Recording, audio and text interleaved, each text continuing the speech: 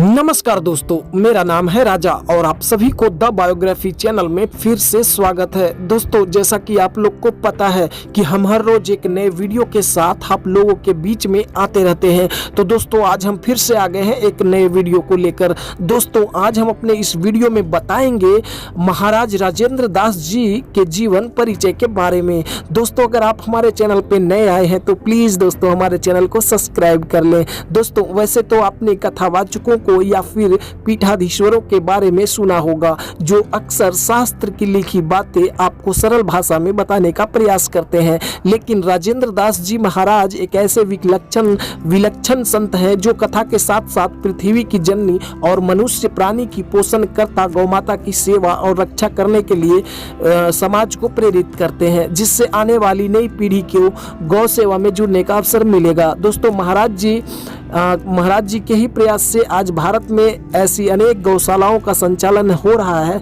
जिसमें गौवंश का संरक्षण व संवर्धन हो रहा है, जो बहुत ही प्रशंसनीय है। दोस्तों, इस बात को महान सिद्ध संत पूजनीय श्री देवरहवा वाले बाबा जी ने भी तीर्थराज प्रयाग में महाकुंभ के अवसर पर सन 1989 में विश्व हिंदू परिषद के मंच में कहा था। दोस्तों, दिव्य भूमि भारत की समृद्धि के लिए गौ सेवा और गौरक्षा अति आवश्यक है। इसके बिना समृद्धि भारत की कल्पना नहीं की जा सकती है। ऐसे ही दिव्य विभूतियों द्वारा दिए गए संदेश को अपना कर्म मानते हुए राजेंद्र दास जी के बड़े ही भाव और बड़े ही लगन से इस कार्य को आगे बढ़ा रहे हैं। दोस्तों, ऐसा महान कार्य करने वाले राजेंद्र दास जी महाराज के जीवन से संबंधित कुछ ऐसे ही रोचक जानकारियां हम आपको आज इस वीडियो में बता रहे हैं। दोस्तों, राजेंद्र दास जी का जन्म मध्य प्रदेश राज्य के टिकमगढ़ जिले के स्थित अर्चरा नामक गांव में हुआ था।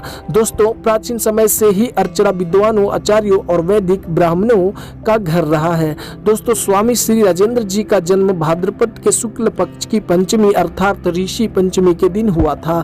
दोस्तों, राजेंद्र दास जी के पिता का नाम पंडित श्री राम स्वरूप जी पांडे है, जो बहुत ही गुणी, पवित्र, धार्मिक व संत भक्त हैं। दोस्तों, जो कि श्री भक्तमाल के साथ श्री राम व कृष्ण के कथा के संस्कृत शिक्षण और सत्संग प्रवचन किया करते थे। दोस्तों, राजेंद्र दास जी की पूज्य माता जी का नाम श्रीमती ब्रिजलता देवी है। राजेंद्र जी के माता पिता ने वृंदावन के रसिक संत आदरणीय अनंत श्री विभूषित श्री गणेश दास जी महाराज से वैष्णव दीक्षा की प्राप्ति की। दोस्तों, राजेंद्र दास जी बचपन में ही श्री धाम वृंदावन आ गए और ईश्वर की कृपा से उन्हें सद्गुरु श्री भक्तिमाली जी महाराज का सानिध्य प्राप्त हुआ।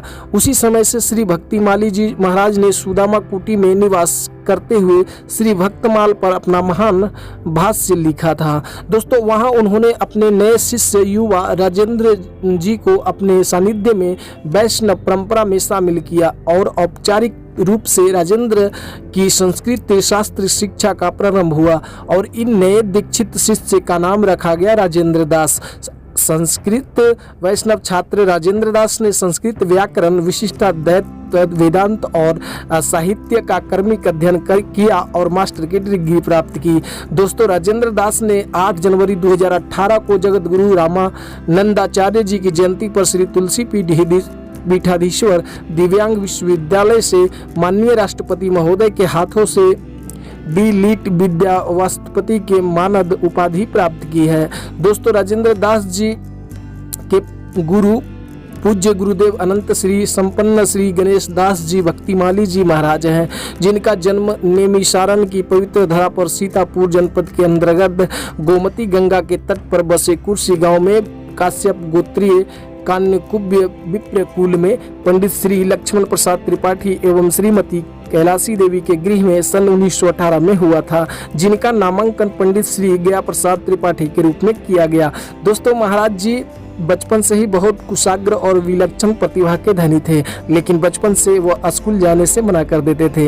इनके इस स्वभाव से उनके माता पिता बहुत चिंतित हुए और विचार करने लगे कि बेटा राजेंद्र को कैसे शिक्षा दिलाई जाए। लेकिन राजेंद्र दास जी महाराज को बचपन से ही अध्यात्म की प्रति गहरी रुचि थी, जिसको उनके माता पिता पहचान गए और वृंदावन शिक्षा के लिए भेज दिया। आगे के काल में राजेंद्र दास को महान सिद्ध संत योगी राज श्री देवदास जी महाराज, पूज्य बाद स्वामी श्री शरणानंद जी महाराज, स्वामी श्री करपात्री जी महाराज जैसे भी महान विभूतियों का सानिध्य प्राप्त होता रहा और उनका आशीर्वाद मिलता रहा। यहीं से महाराज जी की आध्यात्मिक यात्रा की शुरुआत होती है और फिर एक दिन महाराज जी संत से मूलक पीठाधीश्वर बन जाते हैं।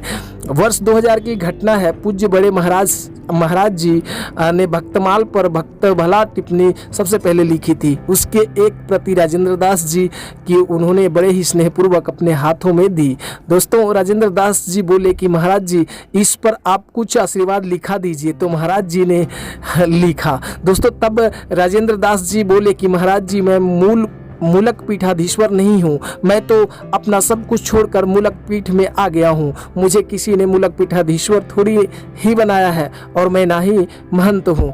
तब महाराज जी बोले कि पंडित जी लिखकर काटने की परंपरा हमारा यहाँ नहीं है। अब हमने राम जी की प्रेरणा से लिख दिया है तो काटेंगे नहीं। इसके बारे में किसी से कहा भी नहीं गया, परंतु उस दिन के बाद से लोग ने अपने आप राजेंद्र दास जी को मूलक पीठाधीश्वर कहने लग गए।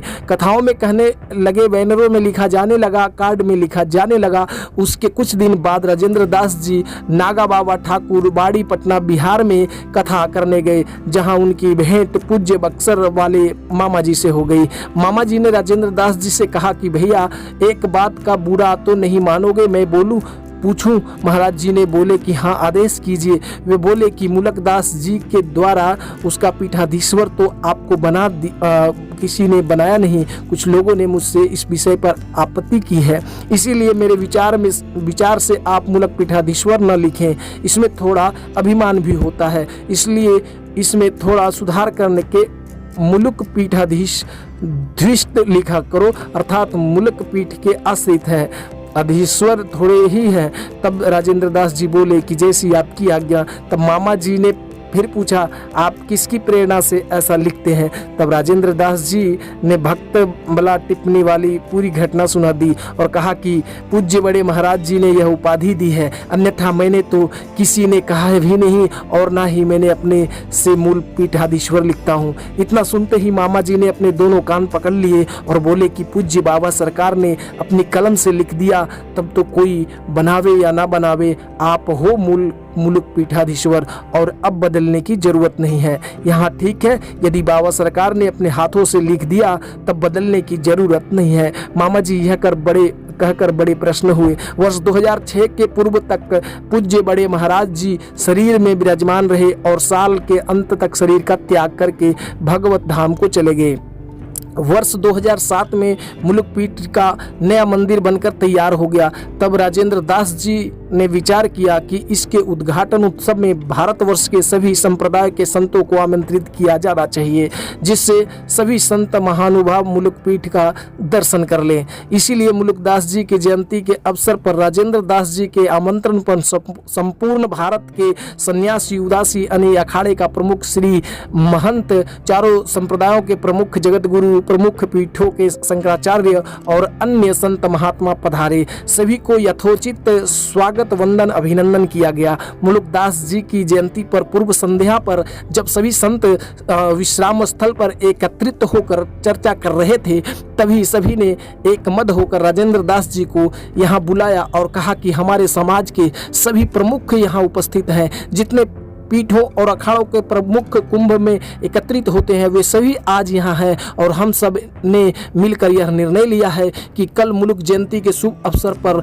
हम जगत गुरु द्वाराचार्य पद पर आपको अभिषेक करेंगे। तब राजेंद्र जी ने हाथ जोड़कर समस्त संत परिकर से प्रार्थना की, महाराज जी आप ऐसा ना करें, क्योंकि यदि मेरी ऐसी कोई योजना होती तो मैं स्वयं आपसे निवेदन कर लेता या कार्ड में छपाता। यहाँ तो मूलक दास जी के जयंती पर ठाकुर जी की प्राण प्रतिष्ठा में आप सभी को आमंत्रित किया गया है, मुझे ऐसा ही रहने दीजिए। दास आपकी इस आज्ञा का पालन नहीं कर पाएगा। इतना सुनते ही सभी संतों नाराज हो गए और बोले कि अब हम यहाँ एक क्षण भी नहीं रुकेंगे, आसान बांध हो और चलो सभी। हम कुछ विदाई भी नहीं लेंगे, आप समाज की बात नहीं मानते इसलिए हम जा रहे हैं। अरे राजेंद्र दास जी महाराज, यह पीठ तो विलुप्त हो गया, आपने परिश्रम और पुरुषार्थ करके इनको पुनः खड़ा किया है, इसलिए हम सभी संत आपको यह पद देना चाहते हैं और यदि आप नहीं मानेंगे तो हम सभी नाराज होकर चले जाएंगे। तब मुलुक पीठाधीश्वर राजेंद्र दास जी बोले कि महाराज जी, वृंदावन में तो चतुर्थ संप्रदाय है, इसलिए वृंदावन के संत नाराज हो जाएंगे कि हमको बताया नहीं, और अब रात हो गई, कल सुबह कार्यक्रम शुरू हो जाएगा, तो अब बताने का समय भी नहीं रहा। तब संत परिकर बोले कि आप इसकी चिंता मत करो, हम यह सब यहाँ बैठे हैं ना। और इतना कहकर वृंदावन के संत समाज के अध्यक्षों को तुरंत ही बुला लिया गया और उन्होंने पूछा गया कि हम कल इस प्रकार के कार्यक्रम करने वाले हैं, क्या आपको आपत्ति है? तो वृंदावन के संत समाज के अध्यक्षों ने कहा कि अरे महाराज, हमें क्या आपत्ति, हमारे बड़े पूजनीय तथा मार्गदर्शक तो आप ही लोग हैं, जैसा आप कहेंगे हमें स्वीकार है। और इस प्रकार वैशाख कृष्ण पंचमी को मुलुक जयंती के दिन राजेंद्र दास जी का जगत गुरु द्वाराचार्य के पद पर अभिषेक किया गया। दोस्तों, मैं आशा करता हूं कि हमारा ये वीडियो आप लोगों को बहुत ही अच्छा लगा होगा। दोस्तों, अगर हमारा ये वीडियो आप लोग को अच्छा लगा हो तो प्लीज़ हमारे चैनल को सब्सक्राइब करें, वीडियो को लाइक करें और वीडियो को ज़्यादा से ज़्यादा शेयर कर दें। दोस्तों, मिलते हैं फिर अगले वीडियो में, तब तक के लिए धन्यवाद।